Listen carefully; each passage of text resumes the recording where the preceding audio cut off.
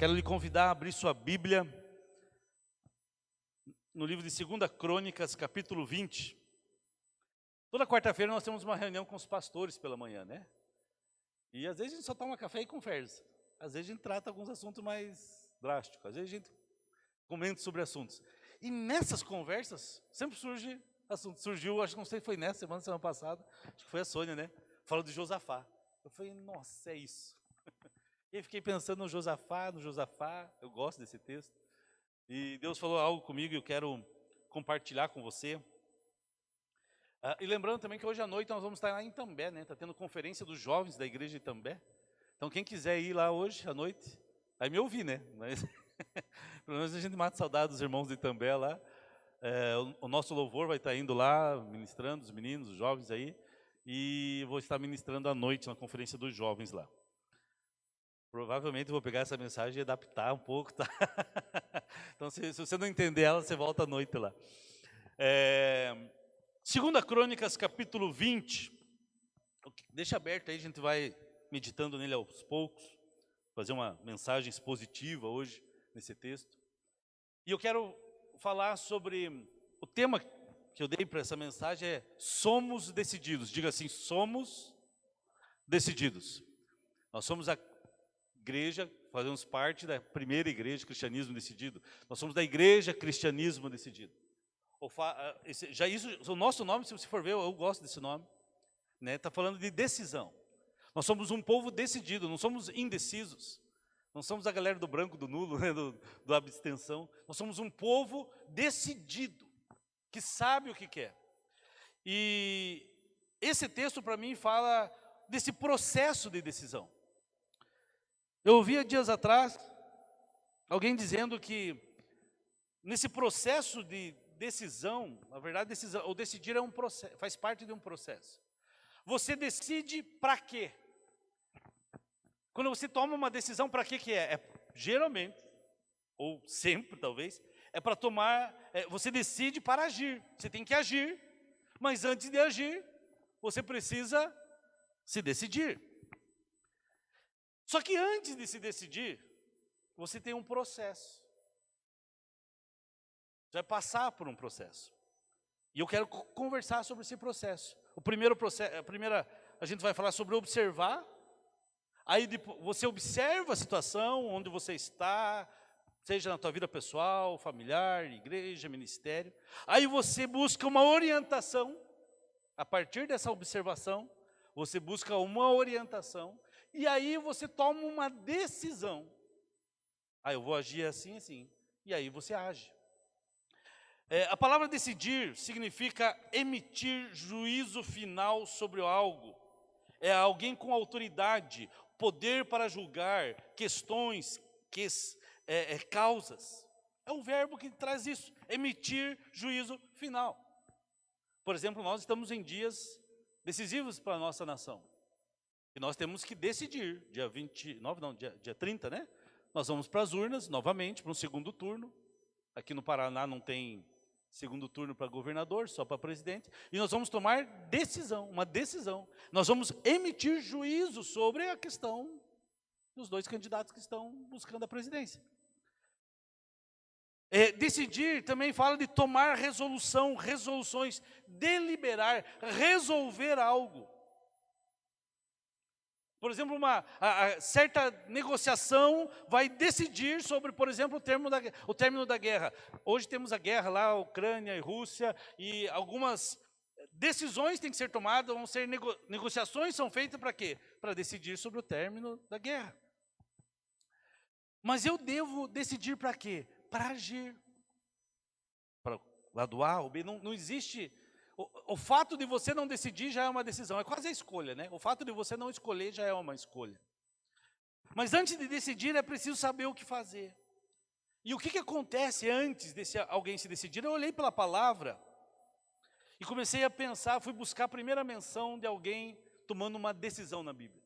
Existe um princípio na hermenêutica que a primeira menção de algo, ela não resume todo o assunto, é óbvio, é a primeira vez que é citado, mas ela dá direção para onde aquele rio vai correr na Bíblia, da onde aquele assunto vai correr na Bíblia. Aí qualquer assunto que você buscar na Bíblia, aula de hermenêutica agora aqui, Você escolhe, se busca a primeira vez que aquele tema é mencionado, e aí depois existe um outro princípio chamado da menção progressiva, tem a menção total e menção progressiva. A total vai falar todas as vezes que aquele termo ou aquele assunto aparece na Bíblia, e a progressiva é como que aquele assunto vai ampliando.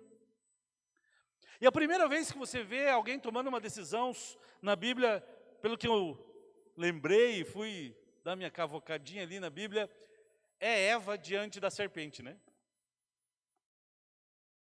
A serpente fala, olha, então foi que Deus disse que se você... Come desse fruto aqui, menino, olha. Não posso comer, Deus, eu não posso nem tocar.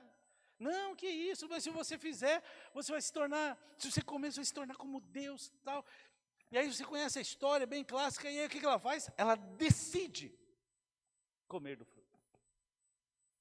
E aí vem Adão e decide ouvir a esposa dele. E age. Eles decidiram e comeram. Olhou o homem, e tem toda a sequência, eles observam, viu que era agradável, tomou conselho com a pessoa errada, que era a serpente, foi orientada da forma errada. Aquela serpente ali, se pudesse, ela falava com a língua presa.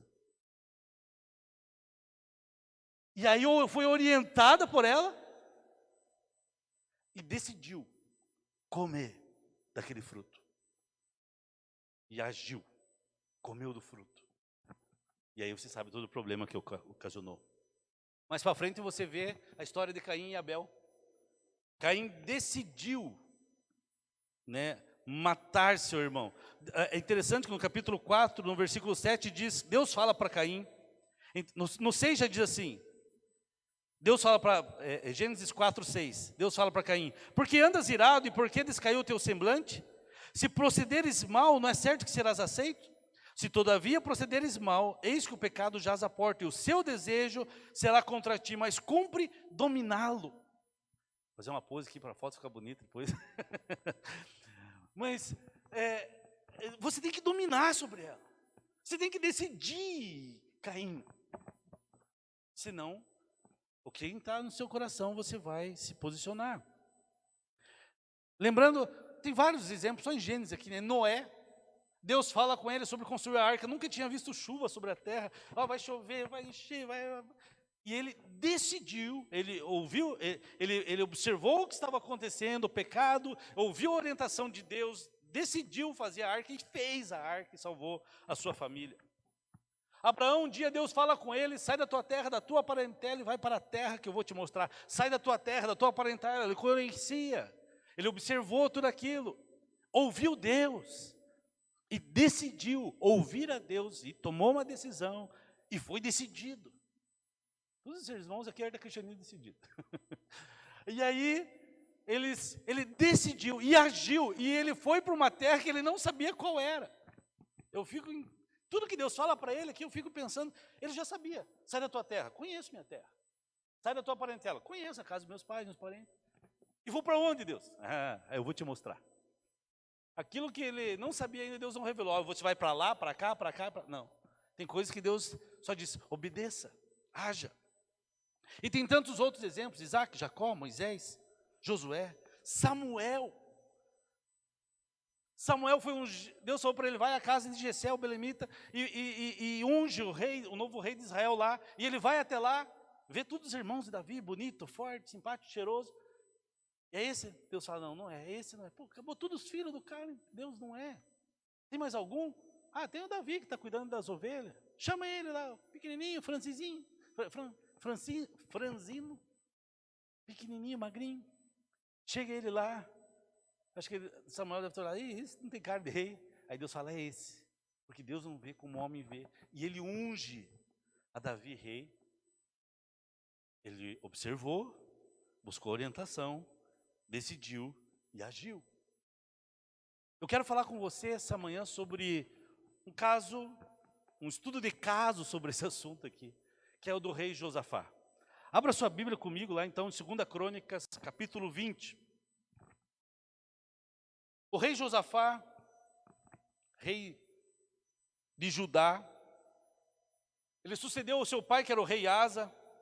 Ele foi contemporâneo de Acabe, que era o rei do norte. Israel, nessa época, estava dividida em reino do norte e reino do sul. O reino do norte reinava, nessa época, o rei Acabe, 10 tribos. E embaixo, no sul, estavam 2 tribos. E o rei Josafá, que governava. Tem histórias dele registradas ali em 1 Reis 22, tudo isso. E ele reinou aproximadamente por 40 anos, quase. Ele reinou sobre Judá. Ele tinha 35 anos quando ele começou a governar sobre Judá, e ele por um tempo governou junto com o pai dele, chamam de um rei corregente, né? Junto com o pai foi fazendo a transição até que ele assumisse. E ele reinou por 25 anos. O pai dele foi um rei temente a Deus, principalmente na primeira parte do mandato dele, do governo dele, da liderança, do reinado dele. E ele começou seu reinado se concentrando em questões da segurança do reino. Ele cuidou da segurança contra ataques externos que poderiam vir, principalmente do reino do norte. Ele fortaleceu as fronteiras do reino dele. E no terceiro ano do reinado dele, ele começou a cuidar da questão religiosa, espiritual do seu povo. Ele pegou os levitas, os sacerdotes, e eles foram instruídos aí de cidade em cidade, em Judá, instruir, ensinar o povo. Podemos dizer assim, ele se preparou, cuidou da educação do povo, a instrução do povo. Mas em certo momento do reinado dele, ele foi persuadido pelo rei do norte, que era o rei Acabe, de Israel, e a fazer uma aliança para se protegerem de inimigos e de guerras, e ele faz essa aliança, mas na verdade Acabe era espertão. Era aquele tipo de político, quem está no poder ele apoia. E ele fazia o quê? Ele falou assim, eu vou fazer aliança com eles porque eu tenho de alguém no sul, que é meu aliado, é meu povo, somos as mesmas origens, mas eu não vou ter nenhum inimigo no sul. É uma proteção, usou Josafá, e Josafá se aproxima, e eles fazem uma aliança, trazem um casamento.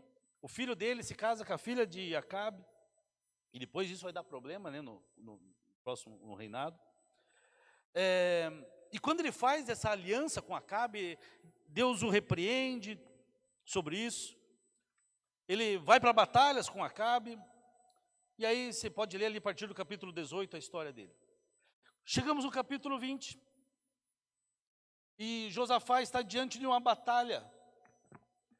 Versículo 1 diz que depois disso, os filhos de Moabe, os moabitas, e os filhos de Amon, os amonitas, que eram os filhos de Ló. Lembra de Ló? É Ló, né? Isso, Ló. Ló, que ele não teve, perdeu sua descendência e teve filhos com as filhas. Um era fruto de incesto aqui. Ele estava bêbado, não viu, e elas tiveram um filho com ele. E vem 2 nações daí, os amonitas e os moabitas, parentes do povo de Israel, só que se tornam inimigos na história aqui do povo de Israel. Então depois disso, os filhos de Moabe e os filhos de Amon, com alguns dos meunitas, eu tinha um amigo meu que era menonita, eu dizia assim, olha os menonitas aqui na Bíblia, vieram a peleja contra Josafá. Os inimigos se levantaram para lutar contra Josafá, dizendo, grande multidão. Então vieram alguns que avisaram a Josafá, dizendo, grande multidão vem contra ti da além do mar e da Síria, e eis que estão em Razon Tamar, que é em Gedi. Então Josafá teve medo e se pôs a buscar o Senhor, e apregoou jejum em todo Judá.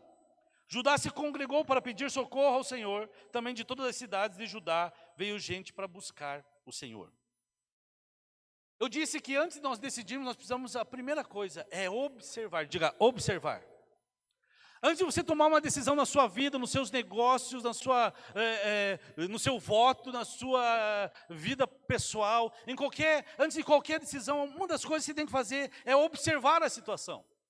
O texto fala que Josafá observou, alguém trouxe para ele notícias, alguém contou, olha, os moabitas, os amonitas estão vindo contra ti, eles estão se preparando, estão em tal lugar. E ele está diante de uma guerra contra os moabitas agora e os amonitas. Os moabitas tinham um dos principais deuses deles, era Quemos, ou Quemos. que significa aquele que subjuga, também é conhecido na Bíblia como Baal Peor, tem vários textos aqui. O deus da fertilidade também era considerado aqui. Era o principal deus dos amonitas. Já os amonitas, o principal deus deles era Moleque ou Maloque, aquele deus que sacrificava crianças, né? Eu faço uma associação isso com aborto, com um monte de coisas aqui. O que está imperando, né, hoje no mundo, né? Um monte de lugar querendo defender aborto e tal. Esses eram inimigos do povo de Israel. Esses eram os inimigos de Josafá. Josafá sabia que ele tinha uma luta. E ele começa a estudar quem que são esses inimigos. Ele sabia provavelmente quem que era. Da onde eles vinham, o que faziam. Amado, diante das adversidades da sua vida, você tem gente que sai tomando decisão sem pensar. Vai comprar uma casa, um carro, qualquer coisa sem pensar, sem olhar a situação sua e externa. Hoje, você tem que pensar assim, diante da situação que eu estou vivendo. De repente, contra você está vindo um amonita, está vindo os moabitas. Você está enfrentando batalhas, lutas, ataques contra a tua vida, contra a tua família. Nós entendemos que existe um ataque orquestrado espiritualmente, não humanamente falando, mas o inimigo tenta algo contra a igreja do Senhor, não só aqui, em todos os lugares do mundo. Algo se vai se orquestrando, se armando, todo mundo. Os inimigos estão prontos, e aí, diante dessa situação, o que ele faz? Ele jejua. Ele vai buscar a Deus, e aí, então a primeira questão que Josafá faz, ele observa. E aí no versículo 3 ao 12, ele começa a tomar uma outra posição. Versículo 3 diz assim: então Josafá teve medo. Medo é bom, né? Medo nos protege. Cadê o Bob? Até aí.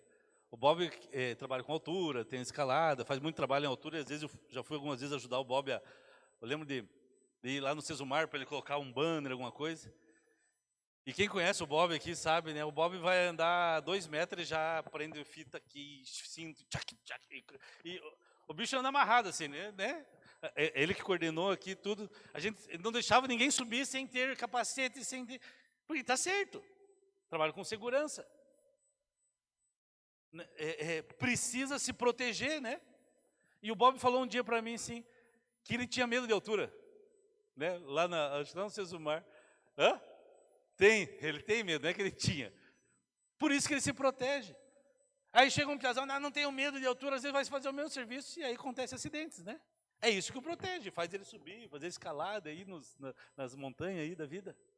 Porque ele se protege, o medo nos defende. Josafá teve medo, e o que ele fez? Ele foi buscar o Senhor.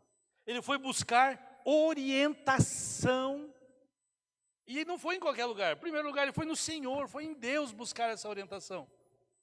E olha que interessante, pôs-se e Judá se congregou para pedir socorro ao Senhor. Também em todas as cidades de Judá veio gente para buscar o Senhor. Vamos continuar o texto ali, versículo 5. Pôs-se Josafá em pé na congregação de Judá e de Jerusalém, na casa do Senhor, diante do pátio novo, e disse: Senhor Deus de nossos pais, porventura não és tu o Deus dos céus? Não és tu que dominas sobre todos os reinos dos povos? Na tua mão está a força e o poder, e não há quem te possa resistir. Porventura o nosso Deus, ó nosso Deus, não lançaste fora os moradores dessa terra de diante do teu povo de Israel? E não adeste para sempre a posteridade de Abraão, teu amigo? Habitaram nela e nela edificaram um santuário ao teu nome, dizendo: se algum mal nos sobrevier, espada por castigo, peste ou fome, nós nos apresentaremos diante desta casa e diante de ti, pois o teu nome está nesta casa. Clamaremos a ti na nossa angústia, e tu nos ouvirás e nos livrarás. Agora, pois, eis que os filhos de Amon e de Moabe, ele apresenta a questão dele diante de Deus, e do monte Seir, cujas terras não permitiste a Israel invadir quando vinham da terra do Egito, mas deles se desviaram e não destruíram. Deixa eu abrir um parênteses aqui. Quando o povo saiu lá do Egito, Deus fala: destrua os inimigos, tome a terra, e teve lugares que Israel não fez. Amados, não tem como a gente falar disso e não falar de situações. Tem lutas que nós passamos hoje, igreja, você na sua vida, que se você não vencer hoje, Lá na frente, os teus filhos vão ter que lutar contra isso. E esses inimigos vão se levantar. Ah, mas por que Deus mandou matar lá? Deus sabia, Deus é soberano. Nós estamos diante de uma situação de eleição no país, e se a nossa geração não tomar decisões corretas hoje, os nossos filhos e os nossos netos vão ter que lutar com esses inimigos lá na frente. E não são pequenos, não são grandes. Não é questão de política, amados, mais. Acabou essa questão política hoje. Se olha para o debate político e hoje o que é? O que mais se fala é a questão, não é porque do voto dos evangélicos, é espiritual uma batalha. Essa semana, o presidente Biden, lá nos Estados Unidos, né, fizeram aquela, não sei se já virou lei ou não, foi uma proposta, para descriminalizar o uso da maconha nos Estados Unidos. Porque aquele que é portador, aquele que é só usuário, não... Alguns já devem ter visto vídeos sobre o que está acontecendo na Califórnia. Descriminalização. E pequenos assaltos não há prisão mais. Gente, isso lá na frente vai gerar um problema social. Nós que temos aqui, hoje, né, eu tenho o Domingão lá do Molívio, o pessoal não está aqui, e o Ser, a casa feminina que o pastor Eduardo cuida. Nós que acompanhamos os meninos, as duas casas, os pastores estão juntos, sabe a luta que é isso? E nós vamos deixar nossos filhos serem expostos? Ah, não precisa, deixa esse inimigo aí. Olha o problema que gerou aqui para Josafá, 300, 400 anos depois. Os inimigos tinham crescido.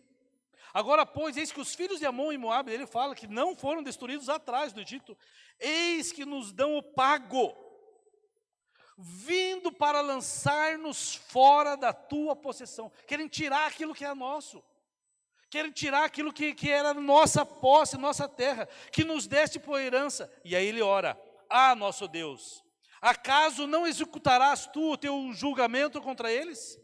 Porque em nós não há força para resistirmos a essa grande multidão que vem contra nós, e não sabemos nós o que fazer, porém os nossos olhos estão postos em ti. Mas o nosso socorro não é Bolsonaro, não é político A, B ou C, nossos olhos têm que estar postos no Senhor. E aí depois você toma a tua decisão. Mas ouvir o Senhor, orar, clamar, porque em nós, Deus não há força em nós não sabemos muitas vezes o que fazer. É ou não é? E isso não é só nisso, em qualquer área da nossa vida. De repente no seu trabalho, no seu lar, na sua família, na sua casa, na educação com seus filhos. Gente, que desafio que é. Está vendo aqui a neném? Esqueci o nome dela. Apresentei e esqueci. A Yasmin. Quantos meses está? 6? 3? 3 meses da Yasmin. Gente, era bom que o filho viesse com um manual, né? Olha aqui, ó, faz isso, mas não é um desafio. A minha geração foi educada de um jeito, de alguns irmãos aqui de outra forma, os mais novos aí de outra forma.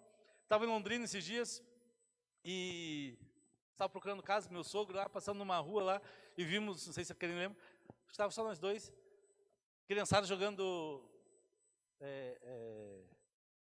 Não era com a Karina, era com a Simone. A Simone me deu uma carona para voltar. E aí nós passamos numa rua, as crianças estavam jogando betes na rua. Daí a Simone falou, nossa, que saudade, né? Lá em Ponta Grossa nós chamava de bete-ombro, né? As latinhas. Mas, cara, quanto tempo que eu não via isso? Pergunte para os nossos filhos quantos que já jogaram bete na rua. Antes não podia, antes era tranquilo você brincar na rua. Hoje você... Meu Deus do céu. Quem solta o filho para brincar? Depende da situação, né? Do lugar que você mora, tal, tudo. Não há força, nós não sabemos o que fazer, nós não sabemos o que fazer. Esses dias eu preguei, alguns meses atrás, o que fazer quando não sabemos o que fazer. Clamar ao Senhor. E é interessante, o texto continua aqui dizendo que todo Judá estava em pé diante. Então primeiro é buscar o Senhor. A orientação tem que vir do Senhor. Buscar em Deus. E aí continua, todo Judá, versículo 13, estava em pé diante do Senhor. Reuniu o povo para orientar, como também as suas crianças, as suas mulheres e os seus filhos. Então veio o Espírito do Senhor no meio da congregação sobre Jaziel, filho de Zacarias, filho de Benaia, filho de Jeiel, um cara que tinha identidade, tinha um filho de Matatias, levita, dos filhos de Asaf. Alguns dizem que era o sacerdote, né? Jaziel, profeta do Senhor. E ele é um dos sacerdotes que acompanha o deslocamento da arca, lá em 1 Crônicas 16, quando a arca é trazida. Filho de Zacarias, era um levita. E esse homem de Deus, pela inspiração do Espírito do Senhor, ele diz assim, o versículo 15, dai ouvidos toda Judá e vós moradores de Jerusalém, e tu, ó rei Josafá, ao que vos diz o Senhor, não temais nem vos assusteis por causa da grande multidão. Não importa se o inimigo é grande, se a tua adversidade é grande, se os teus problemas são grandes, se a doença, se a enfermidade, não importa qual seja o tamanho do inimigo, pois a peleja não é vossa, mas é de Deus. Se você está no Senhor, você tem que entender isso, a luta não é sua, a luta é do Senhor. Amanhã descereis contra eles, e eis que sobem pela ladeira de Ziz, aí já começa a entregar a estratégia do inimigo. E encontrá-los-ei no fim do vale, de fronte no deserto de Jeruel. Neste encontro, quando vocês encontrarem eles, não tereis que pelejar, a luta não é tua. Ele diz assim, tomai posição, decida-se, posicione-se, ficai parado, firme naquilo que você, depois de observar, depois de buscar orientação, decida-se, posicione-se, e ficai parados e vede o salvamento que o Senhor vos dará, ó Judá e Jerusalém. Não temais nem vos assusteis, amanhã saíres ao encontro, porque o Senhor é convosco. Olha que texto, eu acho lindo esse texto. Deus fala, se posicione, decida em Deus. E ele teve que ouvir a Deus, e ouvir Deus através do sacerdote, através do profeta, através de alguém guiado por Deus. A semana, as conversas que a gente tem no carro, levando a Rebeca para o trabalho, às vezes buscando, ela contando uma situação que ela compartilhou, de uma amiga dela na escola, na faculdade, tá? Na hora do recreio. E aí ela falou assim, fulana disse isso, tal. E aí outra pessoa na sala dela, amiga dela, lá falou assim, nossa, mas a fulana é induzida pelos pais. Ué, ela é influenciada pelos pais. Mas para mim isso é a coisa mais natural do mundo, não é? Por isso que a gente educa eles. E aí lá fora, o mundo,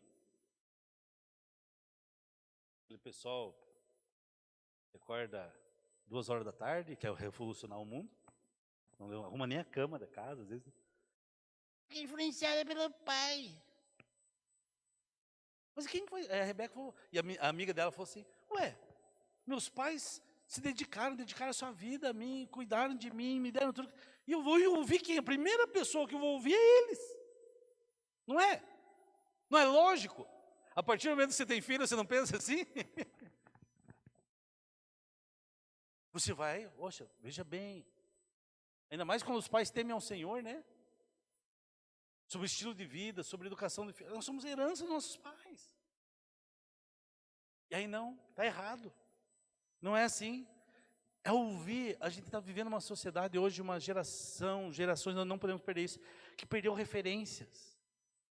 Não se submete à autoridade, a pai, pastor, professor, governantes. Né? O professor tem que quem é professor aí sabe, vive pedindo oração aí, que diz que a cada dia mais o ambiente escolar está mais difícil, você ter controle. Quantos professores, né, diretores de escola, eu não lembro quem que eu ouvia falar esses dias, que diretores de escola que sumiram das escolas, porque o cara estava em crise psicológica, não aguentava mais, estressado. Porque não se submete, uma geração que não se submete. E aqui você vê isso, olha, nós nos posicionamos, ouvimos a Deus, confirmamos aquilo que Deus nos falou no nosso coração, através das autoridades que Deus colocou na nossa vida, seja pastor, seja pai, mãe, seja alguém de autoridade sobre você. E aí eu decido, aí baseado em informações, Ah, vou comprar um carro, vou investir numa casa, vou tomar uma decisão de mudar de cidade.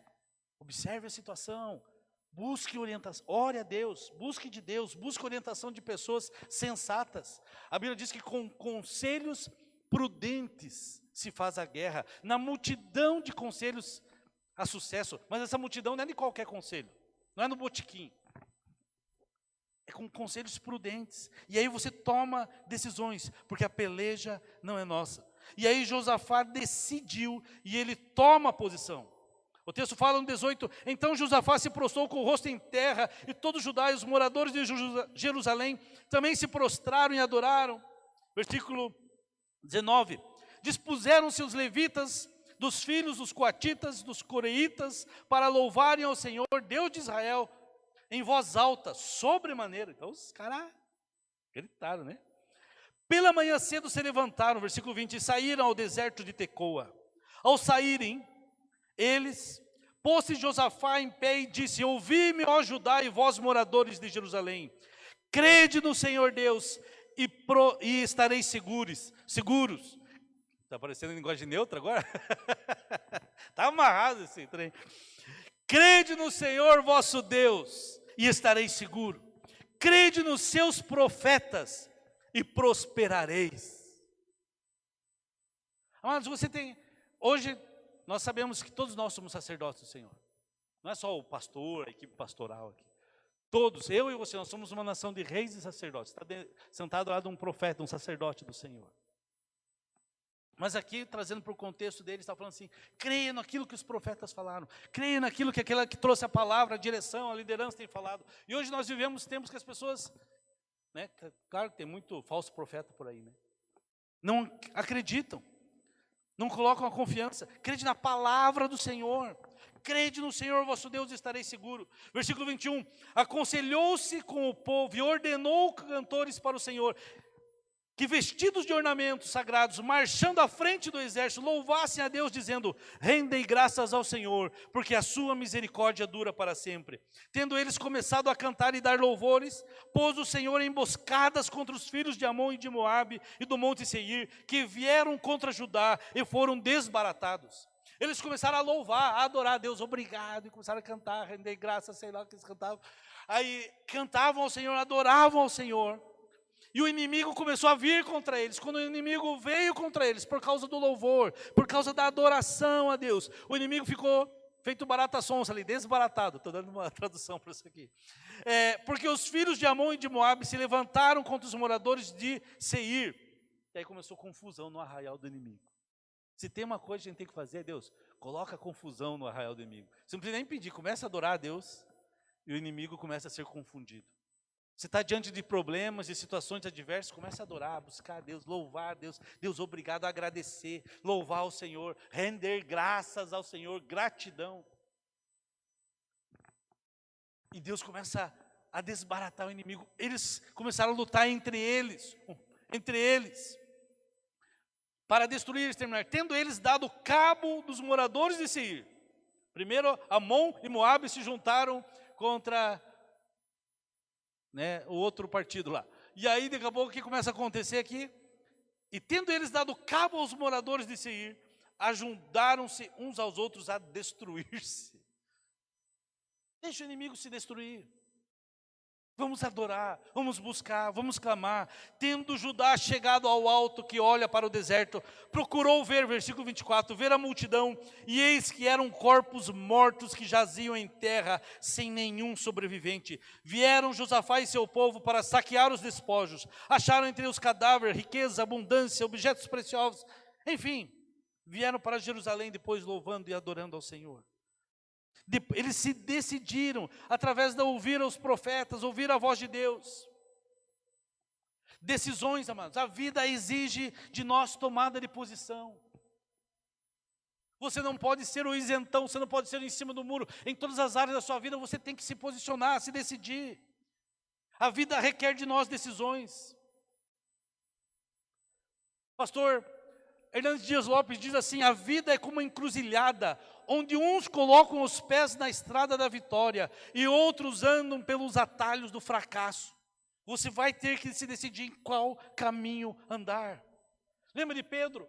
Pedro, certo dia, tomou a decisão certa quando disse: Jesus, Senhor, para quem iremos nós, se só Tu tens palavras de vida eterna?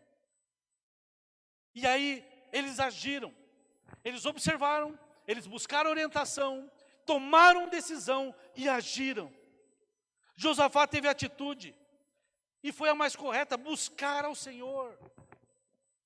E ele buscou uma maneira de conduzir o povo a ter a melhor saída para aquela situação que ele estava. Ele reuniu o povo, buscou com jejum, reuniu pessoas para orar, confessar a incapacidade. Ele fala, ele confessa ali a incapacidade dele, não sabemos o que fazer. E ele obedeceu à voz do Senhor, creu e confiou naquela palavra. Josafá orou. Eu tive um pastor que dizia o seguinte: a oração muda tudo, tudo pode ser mudado pela oração. Irmão Pedro Ribeiro, tudo pode ser mudado pela oração. A oração muda tudo. A oração muda situações, muda pessoas, muda tudo que for preciso. E nesse texto que você olha, tem 5 verdades principais que ele fala da oração aqui. Ele sabia que Deus tinha poder sobre as pessoas em qualquer situação. Então quando você orar, meu amado, ore: Deus, o Senhor tem poder para mudar. E ele vai expressando essa confiança. Deus pode mudar o coração do rei, Deus pode mudar pessoas, situações. E Josafá sabia que Deus tinha sido fiel lá no passado, era fiel no presente e seria fiel com ele no futuro. Josafá sabia que sem Deus jamais ele ia alcançar a vitória, jamais ele seria vitorioso se Deus não estivesse com ele. Ele sabia que as promessas de Deus jamais falhariam na vida dele, e que isso era um fundamento da fé dele. E ele sabia disso, que a presença do Senhor traria vitória. E é isso que eles fazem quando clamam ao Senhor, quando ele busca a presença do Senhor. Aí Deus concede a vitória. E eles terminam aqui agindo, né? Ele teve atitude, ele orou e ele louvou o Senhor pela vitória. Tem um cântico, não sei se os mais antigos lembram. Aqui do Asaf: eu tenho em mim um canto de vitória. Eu tenho em mim um canto de vitória, que foi escrito por Jesus na cruz. Um canto lindo. Isso, né? Alguém sabe essa música? Você sabe? Um canto lindo que mudou a história, que ao mundo em trevas trouxe luz. Qual que é o canto que há dentro de você? Diante das circunstâncias adversas, das lutas, das batalhas. Eu acredito que Josafá, uma das músicas que ele cantou, acho que era essa. O Asaf estava lá, já é antigo, né? Eu tenho em mim um canto de vitória. Eu tenho um cântico dentro do meu coração. E ele diz aqui: rendei graças ao Senhor, porque a sua misericórdia é para sempre. Amados, nós queremos crescer. Deixa eu perguntar para você aqui: você quer crescer? Os meus meninos aqui, dos jovens aqui, vocês querem crescer? Jovens. Então entenda que vocês vão tomar decisões na vida. E junto dessas decisões, você precisa de atitudes, de ação. Não se decidir é uma decisão.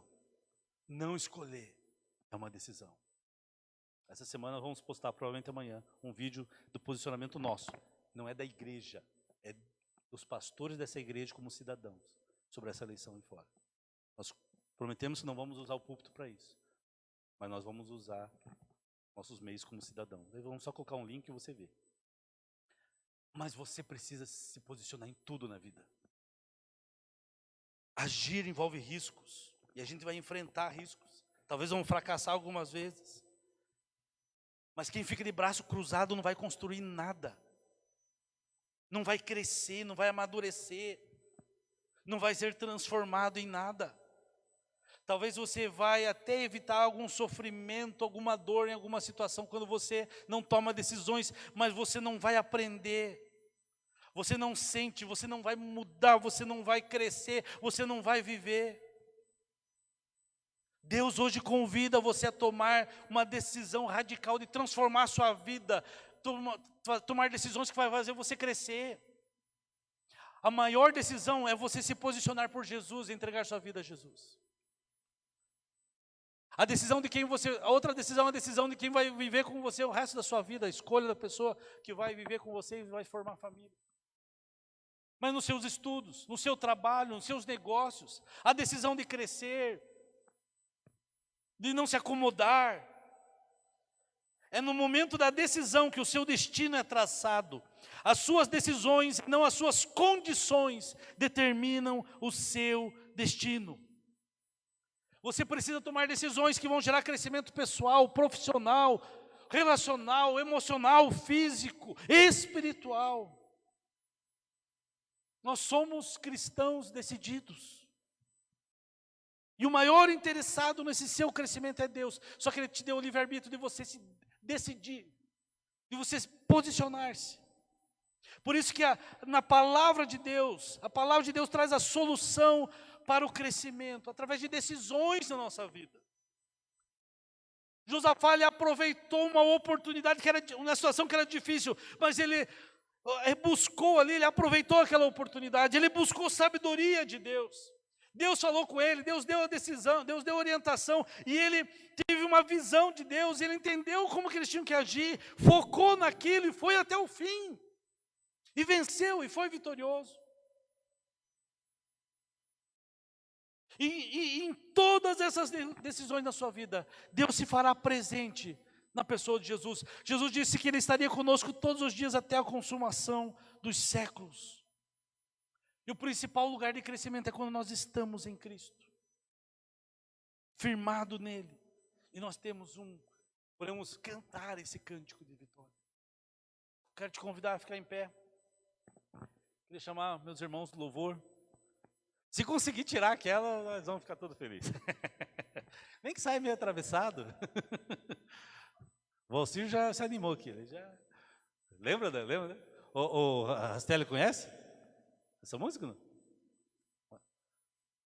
Mas a Vera conhece. A Vera. O Rastelli, assim como eu, cresceu na Assembleia de Deus, né? Só que eu era mais assim, participativo com os irmãos da outra igreja. O Rastelli só acreditava que lá era salvo. Então ele não conhece as músicas antigas nossas aqui. Meu irmão, diante das situações que você tem vivido, das adversidades, das lutas, qual tem sido a sua posição?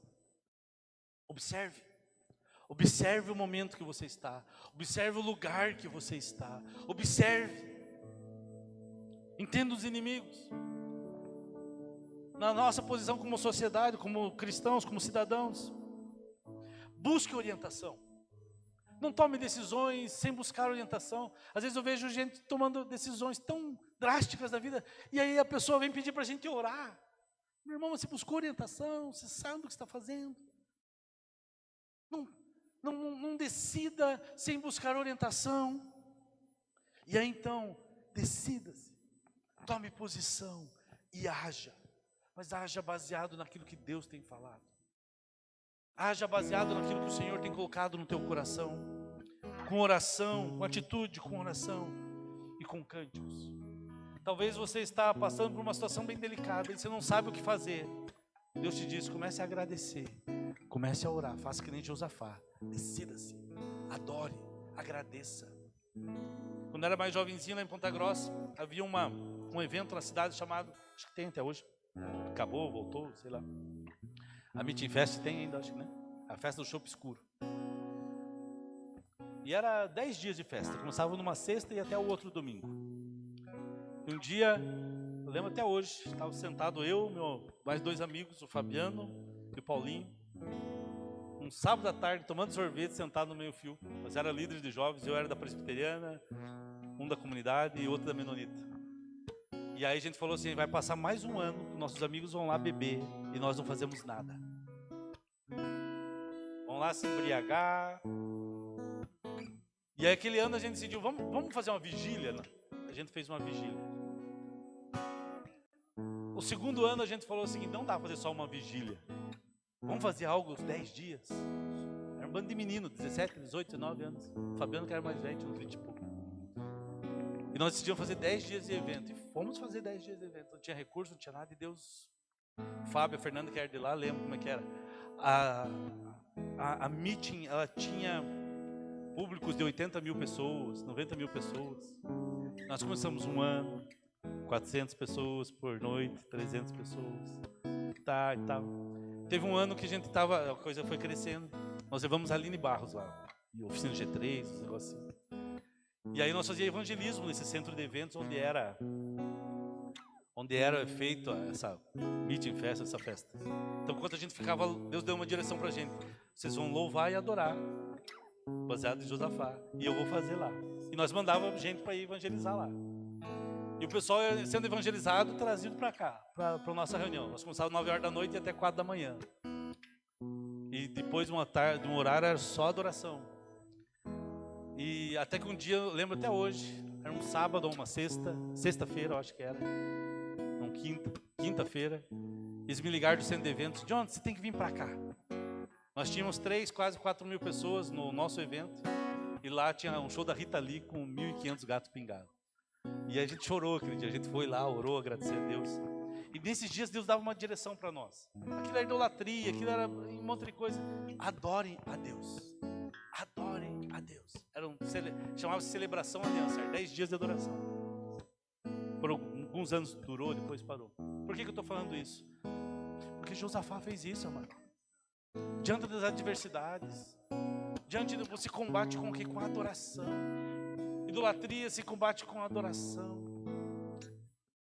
E Deus quer que você, diante das tuas adversidades, das tuas lutas, a gente fica lá, Deus, mas não dá certo. Ah, Deus, fulano está doente. Vamos começar a adorar e agradecer a Deus pela cura. Agradecer a Deus por quem Ele é. Rendem graças ao Senhor, porque a sua misericórdia dura para sempre. Você acha que sai? Não sai. Mas depois eu vou postar no grupo da igreja para matar a saudade dos mais antigos aí. Vamos adorar o Senhor e orar, agradecendo a Ele por esse dia, por essa manhã, por essa semana. Quero agradecer a Deus pela sua vida. Que nessa semana, diante das adversidades, das lutas, lá no seu trabalho, lá quando você estiver nos seus estudos, no seu dia a dia, na sua família, e você estiver diante do inimigo, dos moabitas, dos amonitas, de tantos que se levantam contra você, você vai se lembrar, Deus, eu te adoro, obrigado, Senhor. Eu não sei o que fazer, mas eu rendo graças a Ti. O Senhor vai dar a direção. Deus vai usar pessoas. Deus vai trazer uma palavra ao seu coração. Deus vai te dar visões. Deus vai levantar pessoas. Deus vai falar com você. Porque a tua confiança não está em você e na sua capacidade, mas a tua confiança está no Senhor.